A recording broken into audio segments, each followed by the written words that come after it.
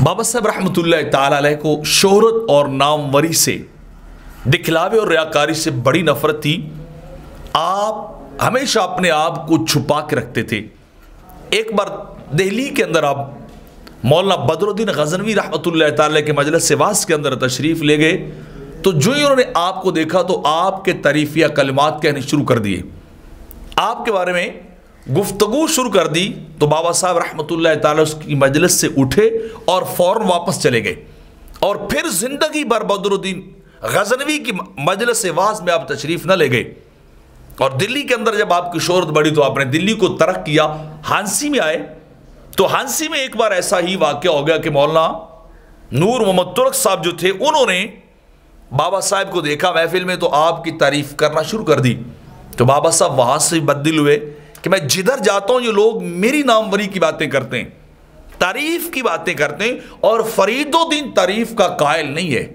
फरीदुद्दीन तो छुपता फिर रहा है, जंगल मेले ढूंढता फिर रहा है, तन्हाई और खलवतें ढूंढता फिर रहा है कि जहां कोई भी ना हो, फकत फरीद हो और फरीद का मौला हो, फरीद का महबूब हकीकी हो।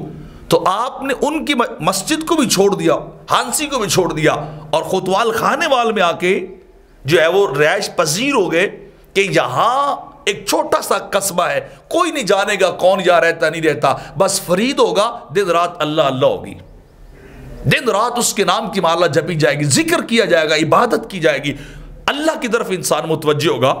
और बुल्ले शाह ने इसी बात की तरफ इशारा करते हुए कहा था कि चल बुलिया चल ओथे वसीए जिथे सारे होण अन्ने, ना कोई साड़ी जात पछाणे ना कोई सानू मन्ने, कि वहां चलो जहां कोई भी जानने वाला ना हो। तो वहां लोगों को पता चला, लोग आप से फिर ज्यादा मुतवज्जे होने लग गए, शोहरत फैली, तो आप फिर चल के पाक पतन वजूदन आ गए, यहां रिहाइश सुकूनत पजीर हो गए। फरमाया कोई भी नहीं जानेगा, बस फरीदुद्दीन जी भर के बंदगी और इबादत कर लेगा। तो अर्ज करने का मकसद यह है कि आपने सारी जिंदगी अपने आप को छुपा के रखा, सारी जिंदगी अपने आप को लोगों की नजरों से बचा के रखा। किस लिए? कि अल्लाह की बंदगी और इबादत जी भर के कर सके, अल्लाह अल्लाह जी भर के कर सके।